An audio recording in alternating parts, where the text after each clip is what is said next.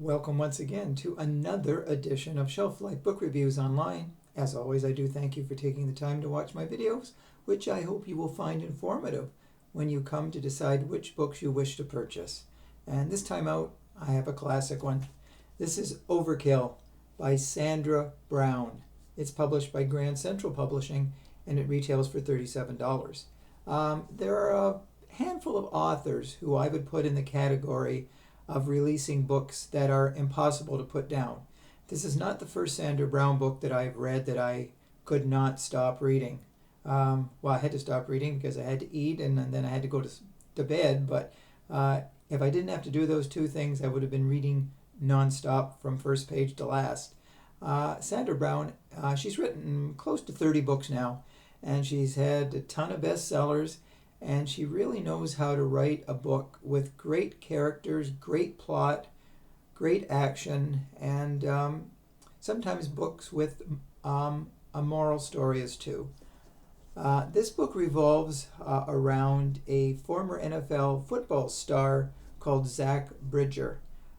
He did retire from the sport, and he was married 4 years ago to a woman by the name of Rebecca Pratt. She was kind of a party girl. She was into drugs, and she liked the wild lifestyle. Let's put it that way. So the marriage with Zach did not last very long. So they went their separate ways. And one night, Rebecca went to a party which was hosted by Eben Clark.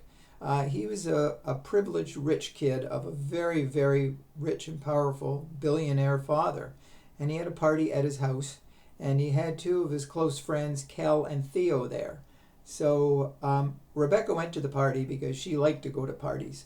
And she was not feeling any pain thanks to drugs and alcohol, but she still was able to, give consent to what was going on. So Rebecca went upstairs with Eben, Kel, and Theo, and they started to get into sex play.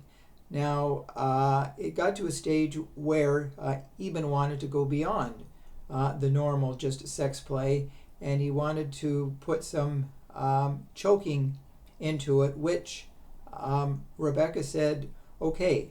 She was supposed to have a safe word, which was Portia, which if she said the word, Eben would stop. So he started choking her, and she started losing consciousness. And his friends, Cal and Theo, said, hey, stop. Well, he didn't stop. And so Rebecca was deprived of oxygen to the brain and was pretty close to brain dead. So this was 4 years ago. Eben was given a jail sentence, of which he only served 2 of the years, thanks to his privilege and his rich father. Now, into the picture 4 years later has come Kate Lennon. She's a prosecutor, and she wants to make sure that Eben pays for what he did. But the thing is, Rebecca is still alive. She's on life support. And Zach Bridger, her former husband, has her power of attorney with regard to what happens medically. Now, he does not want the plug to be pulled because her father's religious, and he does not want her to die that way. But Kate Lennon reminds him that if she does die, then Eben immediately has a murder charge. So it's very, very, very intricately written, where everybody has it's like a puzzle, and everybody has a part to the puzzle. But Eben is starting to panic, and he knows that if she dies, that he is in big, big trouble. So with his friends Kel and Theo, he has a scheme where he wants to get rid of Zach and Kate. But Eben has other things in plan when Kel and Theo sort of go against his wishes, and there is a murderous confrontation. And it really, really, the last 100 pages of the book totally get into it's just, we cannot stop reading. And I read close to midnight last night just to finish it up because I had to. I couldn't go to bed. I couldn't leave it. I thought, no, I got 40 pages to go. I'm going to finish this book. And I did, and I was glad that I did.